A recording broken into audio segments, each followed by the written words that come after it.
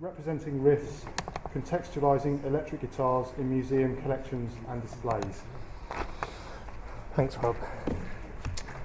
So I want to move and look at a very specific curatorial question, which is the place of the guitar in the museum. And I think when you have a guitar on stage in a musical performance, we can perhaps delineate the meanings and the message of that and our process within that. But placing a guitar in a museum display, and those meanings kind of get complicated in a way. And my aim here is to kind of discuss some of those, what it might represent within a museum display. But first of all, I want to, in the research that we did, guitars popped up often as the most difficult objects to secure, but equally they were often seen as essential to the displays. And an example of this is this Flying V that was played by Jimi Hendrix at Isle of Wight Festival in an exhibition, Hendrix in Britain. And so I want to start by asking this question: why are guitars so difficult to source? In this exhibition, the curator said to us, you really couldn't have a Jimi Hendrix exhibition without a guitar. It's just unthinkable. And it got to the stage that in trying to source a guitar before he found this one, that he kind of admitted, that he was just going to get a guitar and smash it up just to have a representation of that kind of performance, to have an object in there. And this is an interesting topic we've looked at, the authenticity and the replica, and it's something I'll return to. So why my contention would be that why guitars are particularly difficult is because of the cultural capital that they inhabit, and they have a very high and transferable cultural capital. If you think of the different modes in which guitars are used in live performance, recorded music, personal narrative attachment, and their value in the private auction market, as well as their aesthetic beauty and their kind of star quality. So they have this value across a range of factors that can transfer into a high economic value, which puts them beyond simply the acquisition budget of most museums. Museums are generally not considered the natural home of the guitar, and I put in a kind of an exception to that here. Some of them, say Rock Hall or EMP or Hard Rock Cafe, are kind of museal institutions that do have the means to acquire these items, do so on the auction market. But for most museums that we've been looking at in our research project in the UK, it's much more a case of persuading a musician to loan or ultimately to bequest, which is perhaps quite a far way off for most, which can be a really tricky process, but not impossible. So my feeling is that the key to making this successful and seeing more guitars in museums is if we can have the cultural capital that's can be acquired through museum display. If we can kind of see that and value that and have that transferable and have a conversation almost between the cultural capital that's in the museum sector and that's in the music sector, and have them become more relatable, would kind of help and make that a better process. So I want to think about how guitars have been used in museums in the UK. And I think there are a few different ways in which they've been represented. And I'll start by saying I'm not actually going to directly reference Home of Metal, but I think all these categories that I'll go through now are all used in Home of Metal. So hopefully you'll kind of see that when you visit the exhibition and Rob gives his tour tomorrow. So the first category that I think about is almost as the sacred relic, the kind of aesthetic aura of an object. And I want to look at a guitar at the exhibition Popeth that Marion mentioned as well in Wales. And here you have a guitar isolated in the glass vitrine, a kind of, you can almost see it as, with the boutique style lighting, so a kind of a masterpiece of design or of aura, of association with a particular artist that has that exhibitionary wonder, the wow factor.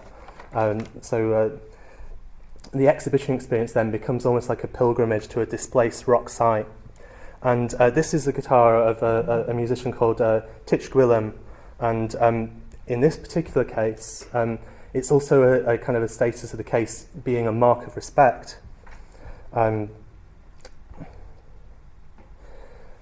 curator said this to her: if we had just put that on the bed that Marion showed the image of, the kind of the fanzine bed, it wouldn't have mean anything because it's in the case, it gives it status. And this is because Titchgwilym died in tragic circumstances. The collector kind of related this. He died in a house fire, unfortunately, about 6 years ago. So in effect, the museum display and the status that it gave raises it to a kind of a tribute. So that idea of a pilgrimage and a sacral site becomes even more acute. Also, case display is perhaps the most practical way to display an expensive object. Another curator said to us, a guitar, because it's very collectible, it's a security issue. We have to weigh that up each time. So you can see the benefits of this kind of more traditional display, but there are also problems, and I wanted to think about the dislocation that a case can cause as a distancing device. The guitar is obviously removed from a music context, it's become an art object, and it's silenced. So the case also can determine reception. And returning to this Hendrix guitar, I've got a slightly different image here so you can see more of the case. And there's two ways that this case kind of detracts from the object, and the ornateness was commented on by the curator as and because it's in Handel House, so they're a more traditional classic music curator. He kind of related it in terms that he said he quite wanted to put a Baroque cello in this case afterwards to kind of take that space up. So on the one hand, this kind of frame is made very aware. On the other hand, because this was the case that it came on loan in from Hard Rock Cafe, it was also very familiar to a particular audience, and this created problems as well. So one interesting thing they came across, the curator said, was the kind of public expectation was that the audience would be able to handle this because they recognise the case, recognise the guitar, and in a different circumstance, that guitar comes out of the case and photographs are allowed to be taken. And of course, in a museum context, with where they're paying the insurance, they couldn't do that. And for the time that it was in Handel House, it was purely a museum exhibit. But in any case, the kind of the framing is quite important. We can see how these different frames affect how the object is treated. My second mode of display of guitars I want to look at is as a marker of live performance. And here we've got Pete Townsend's Les Paul that's in the collections of the V&A, which synecdochically presents the Who and Pete as a band, but also kind of represents his stage performance and the kind of methods that created this object. So it's a static display in the case, but it marks a dynamic performance. It's a trace of a performative act. And it's a fragmented piece, literally a physical fragment, but also conceptually, I think that this kind of is a fragment of performance condensed into an object form. And this is a kind of a stark example of that you can clearly see the process that's gone into that. But I would argue that all guitars are a trace of the performances that are linked to them. For the V&A as an institution, and this links in with Marion's paper talking about how institutional contexts affect how music's presented, the V&A are very clear that they're representing performance. And this, historically, instruments in the collection of the V&A were collected as examples of furniture.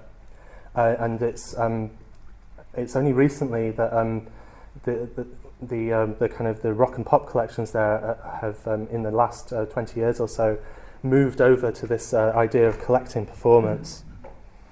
So the curator kind of indicates this, that the reasons why objects are collected for the V&A is to represent traces of performance, and they indicated to us they're not really interested in unaltered objects because they need to have this ready link this indicative link of performance. And another example of the kind of materials that they collect to highlight stagecraft, stage performance, which puts a particular filter on their relationship to music, to kind of represent it in this way.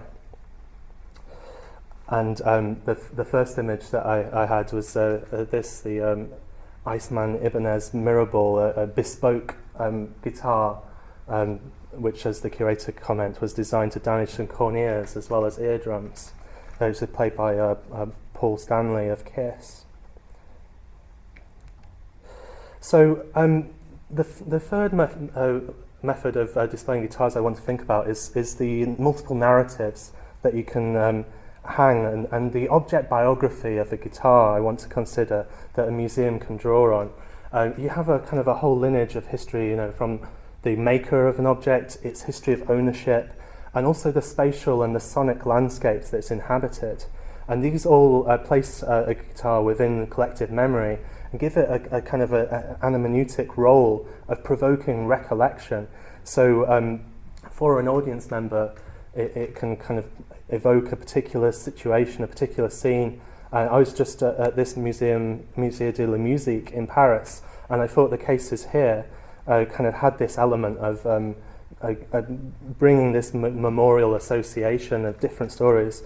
And this is the guitar on the left here was owned by Django Reinhardt. So I put this in because of the link with Tony Iommi, that Django was one of the one of the people who inspired Tony to kind of relearn the guitar, and because of his accident, like the fire that he was in, he had also had to relearn how to play guitar. And another example, the Jacques Brel case. So you have this context of performance and the kind of memorial links, and the object, the guitar, is the kind of the focal point for all of these memories. So I was kind of thinking about these memories and this kind of web of associations, and I wanted to kind of think of it as almost like a contact zone between the artist and the audience. So this is what museums can do. They can bring you closer to a performance and performer.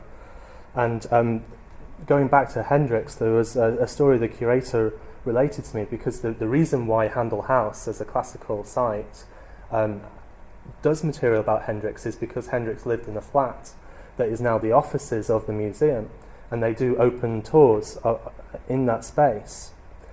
And he related a story where on this open tour, a member of the audience who was visiting actually kissed the wall of his office, just purely because this was a space where Jimmy had lived.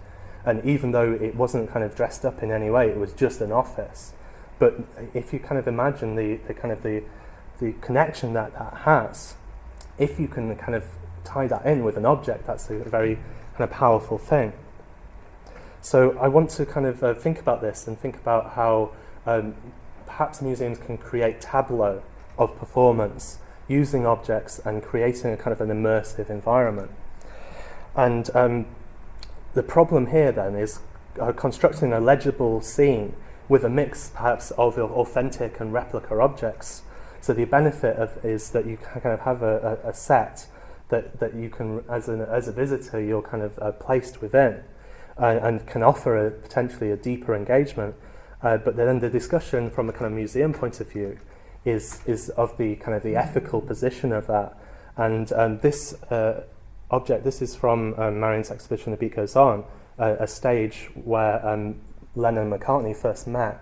And this is now on display in the New Museum of Liverpool as part of a more kind of immersive tableau with audio-visual elements. And speaking with the curator who organised that, so you have the authentic object within a kind of a wider frame. Speaking with the curator, he kind of discussed this issue of how you kind of would dress this stage, and he said, what we would never have done though was to repeat what the Quarryman had on stage, the tea chest and all that. So you can kind of see that ethical issue of what you, how you, as a museum, you have a responsibility to present the objects in a you have a kind of a duty of care to do them in in an authentic manner, but also you want to kind of create an environment that immerses and kind of places people within that experience and closer to performance, using the setting to create atmosphere. So the final thing that I wanted to talk about is actually playing guitars within museums, because in the methods that I've looked at here, so yes, the authentic object.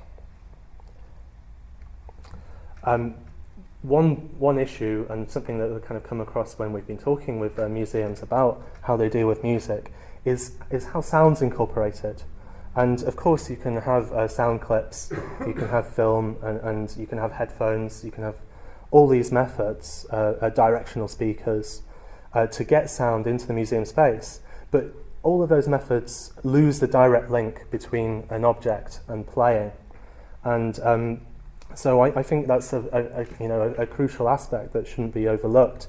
So one solution perhaps is playing areas. This is the Gibson studio at BME, the British Music Experience at the O2. And there you can actually handle the guitars, so not historic objects, but modern guitars, and handle and play. And the curator kind of talked about this because about the discrepancy. He said, it's great if you can have a museum where you can look at a £1 million guitar, but we wanted to give people the experience to hold and play a guitar, perhaps turn people on to playing instruments. So I think this is important that you don't lose this direct connection. So what museums bring to guitars and guitars can bring to museums is kind of to conclude. I'm kind of thinking how these cultural capital that's engaged within these objects can be more transferable.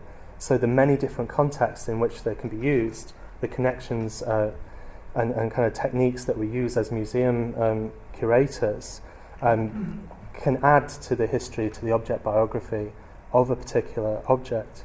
But ultimately too, we need to be careful not to move too far from the original purpose that this is to be played.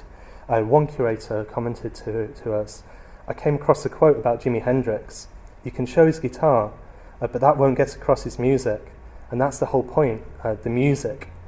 So regardless of the social, spatial and memorial connections that guitar can help museum displays to elicit, the need remains to remember to connect such displays strongly to the music that gave the instrument its biography in the first place. So I think that's my final thoughts. Thanks very much.